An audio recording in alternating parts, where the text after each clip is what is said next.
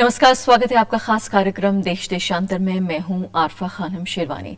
आज देश की संसद में जो तस्वीरें देखने को मिली वो अभूतपूर्व थी। अवरोध तो हमेशा ही होता रहा है, लेकिन विरोध का ये स्तर पहले नहीं देखा गया। लेकिन इसके अलावा भी दिल्ली असेंबली भी जिन घटनाओं की गवाह बन रही है वो भी अपने आप में बिल्कुल नया है। आज दिल्ली विधानसभा में कानून मंत्री सोमनाथ भारती के इस्तीफे को लेकर भी कांग्रेस पार्टी और बीजेपी के विधायकों की तरफ से अवरोध हुआ। भ्रष्टाचार का सामना करने के लिए आम आदमी पार्टी सरकार के जरिए तैयार किया गया जन लोकपाल बिल पेश होना था, लेकिन नहीं किया गया और ये कहा जा रहा है कि वो विधायकों को दिया गया है और उनकी प्रतिक्रिया पहले ली जाएगी। लेकिन साथ साथ अगर बीजेपी और कांग्रेस के विधायकों ने इस मुद्दे पर साथ नहीं दिया तो ऐसी हालत में मुख्यमंत्री अरविंद केजरीवाल इस्तीफा दे देंगे। ऐसी खबरें भी बार बार आ रही हैं। तो सवाल कई पैदा हो रहे हैं। सवाल यह भी हो रहा है कि आखिर आगे का रास्ता कैसे तय होगा, क्या मोड़ लेगी दिल्ली की राजनीति, जो बेहद दिलचस्प रही है पिछले एक साल के दौरान और लगातार हर दिन जो है वो अपने आप में एक नया, जिसे कहते हैं सरप्राइज पैकेज लेकर आती है कि किस तरह से आगे आने वाले दिन कटेंगे, ये जानना थोड़ा सा मुश्किल है। मेरे साथ कई खास मेहमान मौजूद हैं। सभी जो पॉलिटिकल पार्टीज हैं, राजनीतिक दल हैं, उनसे हम उनकी राय लेंगे। मेरे साथ रमेश बिधूड़ी हैं, लीडर हैं बीजेपी के। बरखा सिंह हैं, नेशनल स्पोक्स पर्सन है कांग्रेस पार्टी की। आम आदमी पार्टी से हमारे साथ प्रवीण सिंह हैं और साथ ही वरिष्ठ पत्रकार जयशंकर गुप्त हैं, जो कि एग्जीक्यूटिव एडिटर हैं लोकमत के। चारों मेहमानों का बहुत बहुत स्वागत है। सबसे पहले मैं आपके पास आना चाहती हूं बरखा सिंह की, आखिर ऐसी नौबत, ऐसी हालत क्यों आई कि आपके नेता को, जो दिल्ली के अध्यक्ष भी हैं कांग्रेस पार्टी के, उन्हें माफी मांगनी पड़ी? क्या ऐसी वजह है कि इतने ज्यादा जिसे कहना चाहिए आतुर हो रहे हैं कांग्रेस पार्टी के विधायक? देखिए, ये जो आम आदमी पार्टी लोगों के साथ में कि सिर्फ उन लोगों के बिल माफ किए जा रहे हैं जिन्होंने कि उनका साथ दिया है, क्यों नहीं सारी दिल्ली की जनता के बिल माफ किए जा रहे हैं? हम लोग भी कहीं ना कहीं टैक्स पे ही हैं। सारी जनता, पूरी दिल्ली की जनता के बिल माफ होने चाहिए। सबको 700 लीटर पानी मिलना चाहिए। महिलाओं की सुरक्षा होनी चाहिए, जो इनके मैनिफेस्टो में है। मगर इन्होंने सारे वादों को छोड़ के रोज एक नया एजेंडा तैयार करके रख देते हैं, क्योंकि इनकी बेसिकली इनकी नजर जो है वो है लोकसभा चुनाव पे। बरखा सिंह, हम जन लोकपाल बिल के बिल्कुल फेवर में हैं। बरखा सिंह, आपकी बात अपनी जगह जायज हो सकती है, लेकिन मैं मामला आज का ले रही हूं। मैं बात ही कर रही हूं कि आज क्या हुआ विधानसभा में। आज तो कमोबेश जो बात रही, जो मुद्दा रहा, जैसे कि अरविंद केजरीवाल ने कहा कि ये मैच बिल्कुल फिक्स है और ऐसा बहुत कम होता है जब बीजेपी और कांग्रेस पार्टी एक प्लेटफॉर्म पर खड़े हों। और आज ऐसा देखा गया कि सोमनाथ भारती, जो कि कानून मंत्री हैं दिल्ली की, उनके इस्तीफे को लेकर बात हुई। जो आप बातें कह रही हैं, मुद्दे अपनी जगह है, लेकिन आज का मुद्दा तो ये है। नहीं, ऐसा नहीं है। भारतीय जनता पार्टी का अपना एजेंडा है और कांग्रेस का अपना है। अब वहां पे उन्होंने क्या किया है, मैं तो सदन में थी नहीं, मुझे नहीं पता है, लेकिन सुनने में ये आया है आसिफ साहब ने शायद जो किया है वो गलत किया है और उनको ऐसा नहीं करना चाहिए था। जहां तक सवाल सोमनाथ भारती जी के इस्तीफे का, इस्तीफा मैंने कल भी मांगा था और आज भी मांग रही हूं, क्योंकि उन्होंने जो किया वो बिल्कुल कानूनन गलत है। हम इस चीज को मानते हैं, जो वो वहां पे बात कह रहे थे, बात तो हो सकता सच हो, गलत काम हो रहा हो, हम इस बात से इनकार नहीं करते, लेकिन जो तरीका कानून मंत्री होते हुए उन्होंने अपनाया वो सरासर गलत है और उसके बिहाफ पे उनको इस्तीफा देना चाहिए। रमेश बिधूड़ी, लोकसभा चुनाव से बिल्कुल 2 कदम की दूरी पर हम खड़े हुए हैं और पहली बार ऐसा हो रहा है कि दिल्ली की राजनीति, जो राष्ट्रीय राजनीति को है, वो बुरी तरह प्रभावित कर रही है, पूरी तरीके से प्रभावित कर रही है। ऐसे में क्या वाकई आप कांग्रेस पार्टी के साथ एक मंच पर दिखना चाहेंगे, चाहे वो आम आदमी पार्टी का विरोधी क्यों ना हो? देखो, हम वहां कांग्रेस के मंच को शेयर नहीं कर रहे हैं। हमारी पहले दिन से नंबर 1 तो पहले आज आरफा जी जन लोकपाल बिल नहीं आना था। आज उन्होंने जो बिल, एप्रोप्रिएटेड बिल जो आना था, उसमें उन्होंने जो लोगों को विधानसभा शुरू होने से पहले, बहुमत प्राप्त करने से पहले ऐसी घोषणा मुख्यमंत्री जी ने कर दी थी कि मैं बिजली के जो दाम है 50% कम करूंगा। वो कहीं ना कहीं जनता के विकास के मुद्दे के मद को काटकर वो आज कंपनियों को देना चाहते हैं। जो केजरीवाल जी ने कहा था कंपनियां चोर हैं, कंपनियां बदमाशी कर रही हैं, शीला दीक्षित से मिली हुई हैं, जो शीला दीक्षित कर रही थी वही केजरीवाल जी ने किया। पहले शीला दीक्षित जी भी विकास के पैसे को उठाकर कंपनी वालों को दे रही थी जी, वही केजरीवाल जी ने किया। भारती जी के मामले में, क्योंकि भारत एक संवैधानिक देश है, भारती जी ने संविधान की धज्जियां उड़ाते हुए, कानून को अपने हाथ में लेते हुए, चाहे वो उन्होंने सॉलिसिटर जनरल के बारे में टिप्पणी की, चाहे उन्होंने पार्टी के बड़े नेताओं के बारे में टिप्पणियां की, चाहे भारती जी ने पुलिस को नाजायज तरीके से किसी महिला के घर में घुसकर सर्च करने के लिए बात कही, चाहे किसी महिला का जबरदस्ती पब्लिकली यूरिनल टेस्ट कराने के बाद वहां पर अपमान करने का विदेश, जिसमें देश विदेश में भारत की गरिमा को नुकसान पहुंचा है भारती जी की वजह से। इसको लेकर हम लेफ्टिनेंट गवर्नर के पास गए, हम मुख्यमंत्री के पास गए, हम प्रेसिडेंट ऑफ इंडिया के पास गए कि इस प्रकार के लोग, अगर कानून मंत्री ही कानून को तोड़ेगा तो भारत में अराजकता पैदा हो जाएगी। तो केजरीवाल जी पहले उस मंत्री जी को हटाइए, उसके बाद सदन की कार्रवाई चलेंगे। हमने शॉर्ट मोशन में अपना शॉर्ट मोशन ड्यूरिंग पीरियड हमने लगाया था 114 के अंदर कि पहले हमारी चर्चा की जाए भारती के इशू को लेकर, और सदन के अंदर भारती के इशू को लेकर चर्चा की जाए। अगर आपको लगे कि भारती जी ठीक है अपनी जगह पे, तो हमें सेटिस्फाई कर दीजिए। तो आज जो सदन की कार्रवाई थी वो जन लोकपाल के विरोध में नहीं थी, भारतीय जनता पार्टी जन लोकपाल के फेवर में है। बिल्कुल, मैं वापस आती हूँ आपकी तरफ और ये भी जानने की कोशिश करूंगी कि जो अलग अलग प्रोविजंस हैं, जिस तरह से अभी तक हमारे सामने जो प्रारूप नजर आ रहा है जन लोकपाल बिल का, क्या वाकई बीजेपी उस प्रारूप के साथ, उस ड्राफ्ट के साथ आगे बढ़ना चाहती है? क्या आम आदमी पार्टी को सपोर्ट करना चाहती है?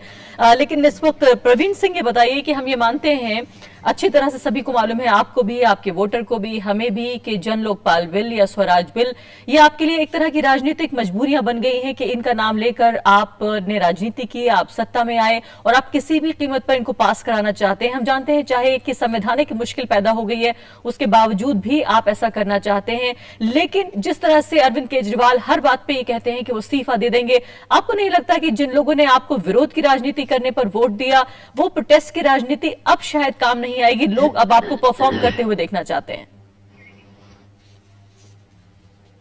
देखिए, ये राजनीतिक मजबूरी नहीं है, ये हमारा एजेंडा है। हम इसीलिए आए हैं, यही कह के आए हैं, इसलिए इसको करने के लिए प्रयासरत हैं।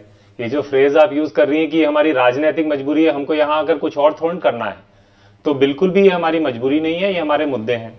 ये हमने पहले ही कहा था जब हम बहुमत की सरकार नहीं थे कि इन 18 बिंदुओं के लिए हम आ रहे हैं। यदि कोई भी सपोर्ट कर रहा है तो इन 18 बिंदुओं की बात करें। पिछले 1.5 महीने से हम केवल उन्हीं मुद्दों के इर्द गिर्द और उन्हीं से जुड़ी बातें कर रहे हैं। प्रवीण जी, वो बात ठीक है आपकी, लेकिन बिल्कुल प्रवीण जी आपकी बात ठीक है, लेकिन जिस संविधान की कसम खाकर आप मुख्यमंत्री बने हैं, आपके पार्टी के नेता, दूसरे लोग मंत्री बने हैं, जो संविधान आपको ये ताकत देता है, वो संविधान जो आपको ये ताकत देता है कि आप यहाँ बैठकर वो सब बातें कर सकें जो आप कर रहे हैं, क्या आप उसी संविधान की अनदेखी करेंगे? बिल्कुल उसी पर मैं आ रहा हूं कि देखिए, हमने पहले ही कहा कि वो जो गृह मंत्रालय का जो ऑर्डर है, जो कहता है कि दिल्ली की विधानसभा किसी भी प्रकार का कोई बिल पास करने के पहले उसमें केंद्र सरकार की मंजूरी ले, हमारा कहना था ये ऑर्डर अनकॉन्स्टिट्यूशनल है। और ये हम ही नहीं कह रहे हैं, आपने अगर अखबार पढ़े होंगे तो सोली स्वराज जी भी यही कह रहे हैं, और हमने मुकुल मुदगल जी और अन्य कई वरिष्ठ लोगों की राय भी ली थी ये करने के पहले। तो वो नियम अनकॉन्स्टिट्यूशनल है। कोई औचित्य नहीं है कि कोई चुनी हुई सरकार अपने हर बिल इत्यादि को पास करने के पहले केंद्र सरकार से मंजूरी ले। ऐसा किसी भी राज्य में नहीं होता है। लेकिन सॉलिसिटर जनरल जो है वो आपकी राय से सहमत नहीं है। कई लोग कह रहे हैं गैर संवैधानिक नहीं है। हाँ, और अब सोली स्वराज जी तो उसके सॉलिसिटर जनरल हैं, वो तो अटॉर्नी जनरल रह चुके हैं। तो अब आप बताइए क्या किया जाए? लेकिन जो फिलहाल मतलब हर चीज पर दो तरह के। जी हाँ, लेकिन जो इंसान फिलहाल अगर जिस पोस्ट पर है, शायद उसकी बात का वजन, ये बात सही है कि एक्सपर्ट के तौर पर हम सोली स्वराज जी की राय को ले सकते हैं, लेकिन जो फिलहाल एक संवैधानिक पोजीशन पर, उस पोस्ट पर है, शायद उसकी बात का ज्यादा वजन होगा। प्रवीण जी देखिए, जो इस वक्त संवैधानिक पोस्ट पर है वो एक सरकार के अधीन है, इतना तो आप भी समझती हैं। तो क्या आप ये कह रहे हैं कि सोली स्वराज जी आज इस पोजीशन पर नहीं है, वो तो आप कह रहे हैं उनसे प्रभावित है वो? आपको क्या लगता है जिस तरह का माहौल है?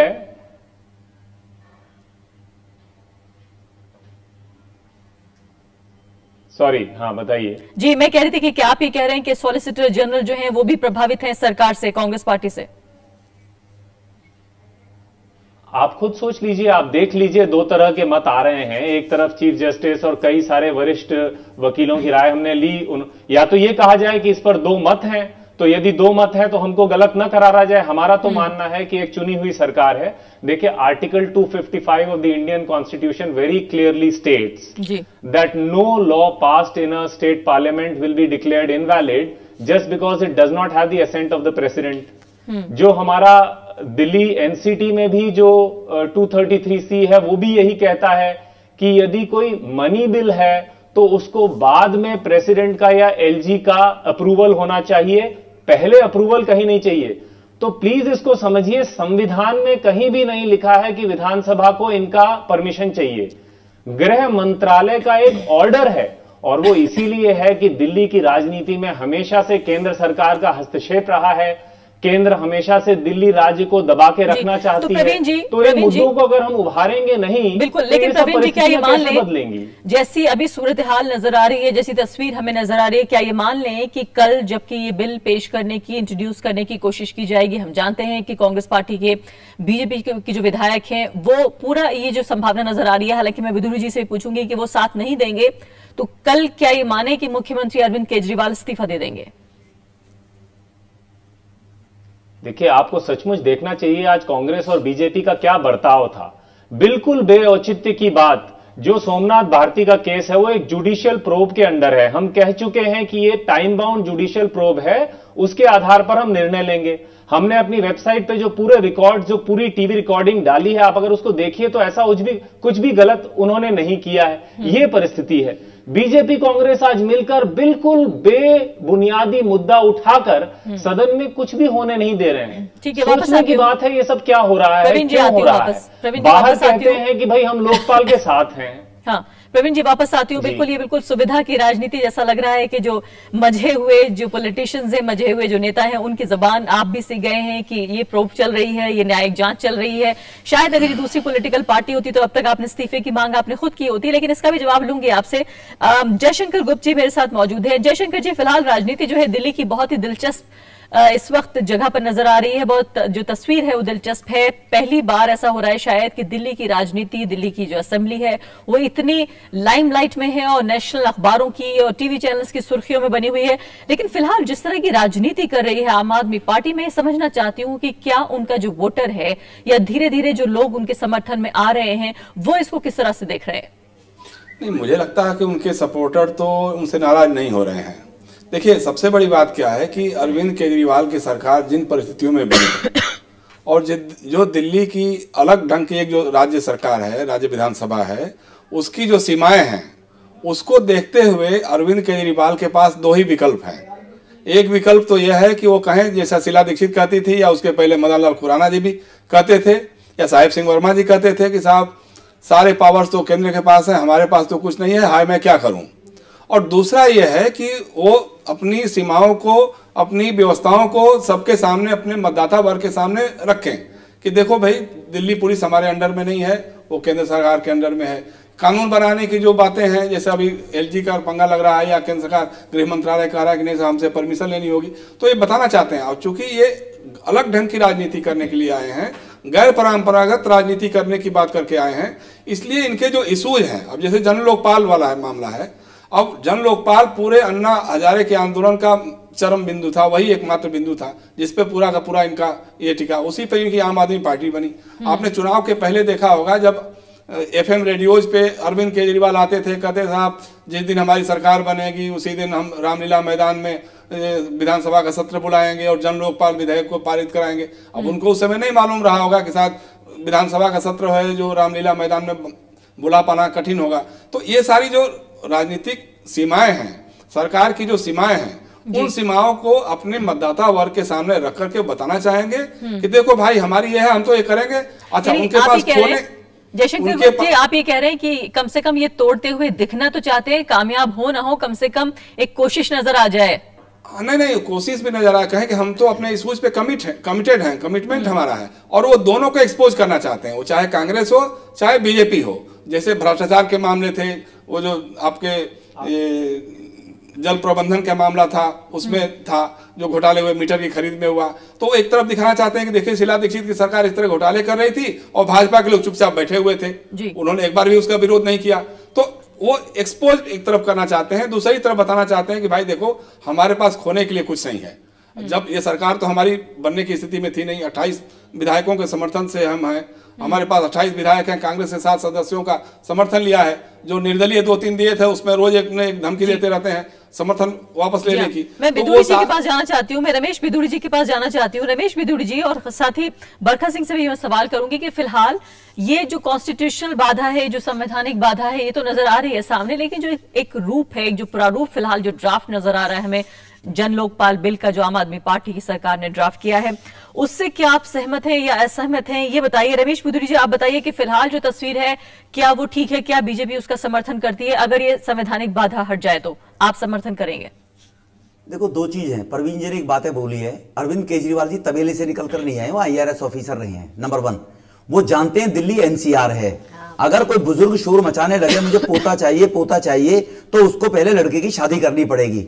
अगर इनको जन लोकपाल बिल पास कराना था तो इनके 18 पॉइंट एजेंडे में दिल्ली को पूर्ण राज्य का दर्जा भी चाहिए।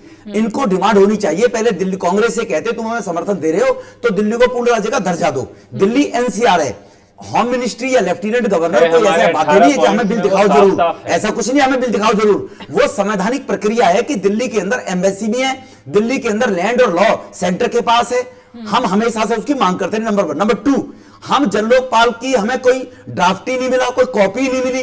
हो सकता है कांग्रेस और आम आदमी पार्टी के लोग मिलकर फिर ड्रामा कर रहे हो। जन लोकपाल में क्या हमने पढ़ा ही नहीं है? हम उसके बाद कैसे कहते हैं हम उसका समर्थन करेंगे नहीं करेंगे? अभी तक वो ड्राफ्ट क्यों नहीं भेजा, या दूध के धुले? तो आम आदमी पार्टी के लोग, मैं पूछना चाहता हूं इनको, अगर वो जनहित का है, जनहित के लिए है, आज तो आपको शायद सूचना नहीं होगी, आज बिल सर्कुलेट कर दिया गया है। नंबर में और मैं जयशंकर जी को बताना चाहता हूं, हम चुप नहीं बैठे रहे। हमने PAC की रिपोर्ट, CVC की रिपोर्ट, अन्य रिपोर्टों ने उजागर किया कि बिजली के अंदर घोटाला हुआ है।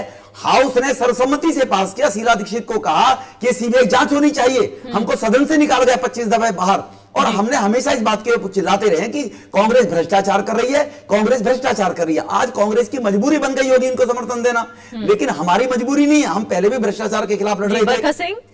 बरखा सिंह, जिस तरह से आपने समर्थन दिया है फिलहाल आम आदमी पार्टी को, और हर कीमत पर जो है आप ये समर्थन बरकरार रख रहे हैं, चाहे कैसी भी स्थिति आ जाए, ऐसी स्थिति में क्या वाकई ये समर्थन उस हद तक जाएगा जब आप मौजूदा प्रारूप में, मौजूदा शक्ल में जो जन लोकपाल बिल है उसका समर्थन करेंगे? देखिए, जब तक पढ़ा नहीं जाएगा उसको, आज जैसे कि प्रवीण जी कह रहे हैं कि शायद उसकी कॉपी सदन में बांटी गई है, तो जब तक कि हम लोगों को ड्राफ्ट नहीं मिल जाता, पढ़ नहीं लेते, लेकिन फिर भी उसके बाद भी पता है हम लोग जन लोकपाल, लेकिन बरखा जी अखबार तो शायद सभी लोग पढ़ते हैं, और काफी हद तक जो है जो प्रोविजन हैं वो तो आ चुके हैं सामने। बिल्कुल पढ़ा है, बिल्कुल पढ़ा है, बिल्कुल पढ़ा है, बिल्कुल मालूम है। इसलिए हम लोग कह रहे हैं कि हम लोग जन लोकपाल बिल के पूरी तरह समर्थन में हैं, और अगर ये इसी बात का बहाना लेके ये इस्तीफा देना चाह रहे हैं कि मैं कुर्बानी दूंगा, जबकि इनके अपने MLA इन्हें छोड़ छोड़ के भाग रहे हैं। इनकी मजबूरी वो है, इनके 3-4 MLA हैं जो इन्हें छोड़ के भाग रहे हैं, और ये डर के मारे अब इस्तीफा देना चाह रहे हैं। बरखा सिंह, आप क्या कह रही हैं कि जो मौजूदा शक्ल है, बरखा सिंह आप ये कह रही हैं कि जो कुछ हमें मालूम है अब तक, जितने मुख्य बिंदु हैं ज्यादातर तो हमें और आपको मालूम ही है, चाहे आधिकारिक रूप से वो सामने आया हो या ना आया हो, लेकिन उसके बावजूद क्या इस शक्ल में आप इस बिल को स्वीकार करती हैं? देखिए, हम लोग जन लोकपाल बिल के बिल्कुल हम करप्शन के खिलाफ हैं और इनके साथ हैं, इस मुद्दे पे इनके साथ हैं। हमारे डॉक्टर वत्स ने पब्लिक, बस हम इनको बिल पेश करने नहीं देंगे, इनको हम कुछ करने नहीं देंगे, परंतु हमारे साथ हैं। जी हाँ, प्रवीण जी ये बताइए कि फिलहाल कई तरह के महत्वपूर्ण मुद्दे उठ रहे हैं। बरखा जी वापस आती हूँ। प्रवीण जी ये बताइए कि कई मुद्दे उठ रहे हैं जिस तरह से कि आपने, आप लोग बरखा जी वापस आती हूँ, बरखा जी वापस आती हूँ। प्रवीण जी ये बताइए कि कई तरह की चीजें हैं, जैसे कि जो सजा आपने मुकर्रर की है कि अगर कोई भ्रष्ट पाया जाता है तो जितनी सजा आपने बात की है फिलहाल कि उसको उम्र भर जो है वो उम्र कैद दे दी जाएगी, लेकिन जो CRPC का जो लॉ है वो इस बात को सपोर्ट नहीं करता है, तो कहीं ना कहीं यानी कि जो टाई अप भी नहीं करेंगे आप CRPC के साथ भी, क्या अलग से कोई कानून का एक तरीका निकाला जाएगा सिर्फ दिल्ली के लिए? देखिए, आशय ये है कि अभी तक हम इस तरह के नियम कानून बनाते रहे जिनमें कुछ दांत नहीं होते थे। तो एक प्रस्ताव है जिसमें कि ये कहा गया है कि इस चीज के अगेंस्ट इतने स्ट्रिंजेंट डिटेरेंट्स होने चाहिए, लोगों को लगना चाहिए कि गलत काम करने से भाई मेरे को कुछ समस्या होगी। उसकी बारीकियों पर चर्चा हो सकती है, हो सकता है कि CRPC से मैच वाली बात बिल्कुल की जाएगी, कोई असंवैधानिक बात नहीं की जाएगी, पर उसका आशय समझिए, पॉलिटिकल इंटरफेरेंस से लोकपाल की नियुक्ति मुक्त की जाए। हमारे जो लोकपाल है उसको इंडिपेंडेंट प्रोसिक्यूशन और इंडिपेंडेंट जांच का पावर्स दिए जाएं, विसिल ब्लोअर का प्रोटेक्शन का नियम कानून हो, ये सारी चीज। एक्चुअली बिजनेस हाउस कोई अगर किसी करप्शन के एक्ट में पाया जाता है तो जो उसकी धांधली है उससे 5 गुना उससे रिकवर हो।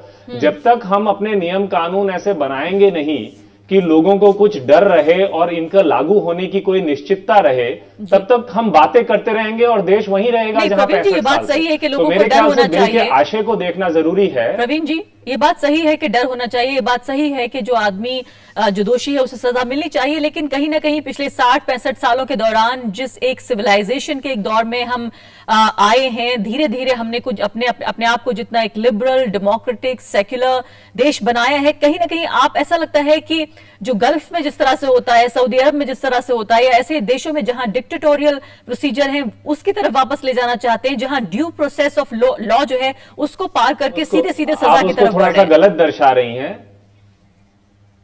रेयरेस्ट ऑफ रेयर केसेस में ऐसी कुछ बात लिखी हुई है उसमें, और उस पर भी चर्चा हो सकती है। ऐसा नहीं कहा जा रहा है कि कोई छोटी सी भी चीज में फांसी पे लटका लिया जाएगा। तो हमको उस बिल के डिटेल्स को देखना होगा। सामान्य केसेस में सामान्य और उससे उस प्रकार के दंड है। रेयरेस्ट ऑफ रेयर केस में ऐसा भी कुछ प्रोविजन रखा गया है जिस पर अभी चर्चा हो ही सकती है। आरफा जी मैं एक बीच में इंटरप्ट करूं, मैं माफी चाहूंगा। मैं पूछना चाहता हूं प्रवीण जी से, मुख्यमंत्री कार्यालय के अंदर आज भी जल बोर्ड का एक जूनियर इंजीनियर है, एग्जीक्यूटिव इंजीनियर है, जिसको रिवर्ट कर दिया गया, जो जाली सर्टिफिकेट प्राप्त करके नौकरी प्राप्त की, जिसके खिलाफ एफआईआर दर्ज हुई, जो अरेस्ट हो चुका है, जिसपे चार्ज लग चुके हैं, वो आज भी केजरीवाल जी का वो बना हुआ है, भ्रष्टाचार की बातें कर रहे हैं एडवाइजर, वो मुख्यमंत्री के दफ्तर में बैठा रहता है। आज तक उन्होंने उसको डिसमिस क्यों नहीं किया? ये फांसी की सजा की बात करते हैं।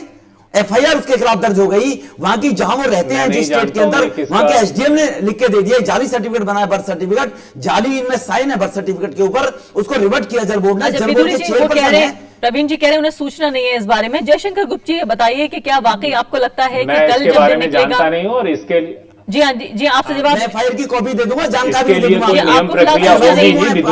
इतना अपील करते हैं तो आगे बढ़ते हैं। जयशंकर गुप्ता जी ये बताइए कि क्या आपको लगता है कि फिलहाल जो राजनीति है, जिस तरह की तस्वीर है फिलहाल दिल्ली में, क्या वो इस बात की इजाजत देगी कि इस सरकार को कुर्बान ना होने दे, खासकर कांग्रेस पार्टी और बीजेपी और अरविंद केजरीवाल को और लंबी रस्सी दें कि वो जनता को दिखाएं कुछ करके, या वाकई आपको लगता है कि अब जन लोकपाल पर अरविंद केजरीवाल कुर्बान हो जाएंगे? नहीं, देखिए, दिल्ली विधानसभा में या दिल्ली सरकार में जो कुछ भी हो रहा है, या दिल्ली की राजनीति में जो कुछ हो रहा है, उसको आप 2-3 महीने के अंदर में होने वाले लोकसभा चुनाव से जोड़कर देखिए। सभी अपनी अपनी पॉलिटिकल पोस्टरिंग कर रहे हैं, चाहे वो आम आदमी पार्टी हो, चाहे कांग्रेस हो, चाहे भारतीय जनता पार्टी हो। अब उसको अपने उसी ढंग से ट्रीट करना चाहते हैं कि लोकसभा चुनाव में हम इसका कितना फायदा ले सकते हैं। अब जहां तक जन लोकपाल की बात है, जन लोकपाल में जो बहुत सारे प्रावधान है, जिसमें आपने स्ट्रिंजेंट एक्शंस की बात की है, तो देखिए, जब विधेयक विधानसभा में आएगा उस पर बहस होगी। ऐसा तो नहीं है कि विधेयक पेश हुआ और तुरंत पास कर दिया गया। विधेयक आएगा, उस पर बहस होगी, संशोधन आएंगे, उसमें विचार होगा, और विचार के बाद जैसा लगेगा, अगर चाहे भाजपा के लोगों को किसी बात पे आपत्ति होगी, कांग्रेस के लोगों को आपत्ति लगी, या हो सकता है आम आदमी पार्टी के अंदर भी किसी प्रावधान पे किसी को लगे कि नहीं साहब इसमें कुछ बदलाव होना है, तो उसमें बदलाव हो सकता है, करना भी चाहिए। लेकिन ये नहीं, मतलब उनका एक कमिटमेंट एक रहा है कि जन लोकपाल विधेयक हम पास कराएंगे, और उसके लिए वो किसी हद तक जाने की बात कर रहे हैं, तो जाहिर सी बात है उनकी राजनीति के लिए वो अनिवार्य है, जरूरत भी है। क्योंकि अगर लोकसभा चुनाव लड़ते हैं और उनका जो प्राइम मुद्दा था, जो प्रथम एजेंडा था कि जन लोकपाल कानून बनाएंगे, अगर वो नहीं बना सकते हैं तो फिर उनके राजनीति में रहने का अर्थ क्या रह जाता है? फिर वो किस मुंह से लोकसभा चुनाव में जाएंगे? आप ये कह रहे हैं कि सिंगल पॉइंट जो एजेंडा है, अगर वो भी कामयाब नहीं होता है तो फिर लोकसभा चुनाव में कैसे आगे बढ़ेंगे? कुछ तो करना पड़ेगा। जयशंकर गुप्ता जी, बार-बार एक दलील दी जा रही है, वो ये कहा जा रहा है कि जिस तरह से जो क्विक जस्टिस, जो फौरन इंसाफ की बात जो आम आदमी पार्टी करती है, कि जैसे वो कह रहे थे, अभी प्रवीण जी कह रहे थे कि ऐसे कानून बनते हैं जिसमें दांत नहीं होते, लोगों को सजा नहीं मिलती, सिर्फ शो केसिंग होती है। आपको लगता है कि फिलहाल कम से कम जो एक मॉब है, जो एक भीड़ का एक जो तंत्र होता है, उसको खुश करने के चक्कर में कहीं ऐसा तो नहीं है कि कोई लॉन्ग टर्म का नुकसान करेंगे? देखिए, उनकी बात में दम नजर आता है, क्योंकि देखिए, कानून तो बहुत सारे हैं, लेकिन दिन ब दिन ऐसे ऐसे घोटाले आ रहे हैं जो केंद्र सरकार में आए हैं, दिल्ली सरकार में दिखाई दे रहे हैं, या अन्य राज्यों में जो दिखाई दे रहे हैं, तो भ्रष्ट लोगों को किसी तरह का डर तो लगता ही नहीं है। तो हर मर्ज की दवा कानून हो सकता है क्या? नहीं, कानून के साथ जन दबाव, अब वो जनता को साथ लेने की बात भी कर रहे हैं, जन दबाव बनाने की भी बात कर रहे हैं, तो वो एक सकारात्मक बात है, उसको उसी रूप में लेना चाहिए। अगर मान लीजिए कोई कानून शर्त बनता है, उससे कुछ बात बनती है और भ्रष्टाचार पे नियंत्रण लगता है, तो यकीनन ये बहुत अच्छी बात होगी। ठीक है प्रवीण जी, आखिरी बात। मैं यही कह रहा था, देखिए अभी जो केजी बेसिन का मुद्दा हम लोगों ने कुछ दिन पहले उठाया, हमने ही नहीं उठाया है, पिछले 8-9 सालों से सीनियर ब्यूरोक्रेट, सीनियर लॉयर, सभी लोग इस पे प्रश्न चिन्ह उठा रहे हैं कि देश का एक नेचुरल रिसोर्स है, इसकी प्राइसिंग एक प्राइवेट कंपनी को हम किसी भी दर $2 पे पहले बात तय हुई है 17 साल के लिए, 3 साल में वो दाम दुगना हो जाता है, उसके 3 साल बाद फिर दुगना हो जाता है। ये सब चीजें, प्रक्रियाएं क्या पारदर्शी नहीं होंगी? हमारी कोई जवाबदेही नहीं है। और आप कह रही है कानून की आवश्यकता नहीं है। रिलायंस 54,000 करोड़ रुपए साल के कमा ले, हम लोग कुछ नहीं बोले कैसे हुई, क्या हुई। प्रवीण जी, इसके लिए किसी और दिन डिबेट रखेंगे जरूर कि क्या कानून सारे मर्जों का इलाज है, क्या वाकई कानून की कमी है भारत में, ये सब कुछ के लिए जरूर एक दिन डिबेट हम करेंगे। फिलहाल बहुत बहुत शुक्रिया आपका समय देने के लिए, बहस में चर्चा में हिस्सा लेने के लिए। बिधूड़ी जी आपका, बरखा जी और साथ ही हमारे साथ जयशंकर गुप्ती मौजूद है। चारों मेहमानों का बहुत बहुत शुक्रिया। तो साफ तौर पर हम जिस समय में जी रहे हैं वो बेहद दिलचस्प राजनीति का समय है और आने वाले हफ्ते जो महीने जो हैं वो और दिलचस्पी लेकर आएंगे, जब जो आम चुनाव है नजदीक आ रहे हैं, नई तरह की राजनीति भी हमें देखने को मिल रही है। इसी के साथ अभी के लिए इतना ही, नमस्कार।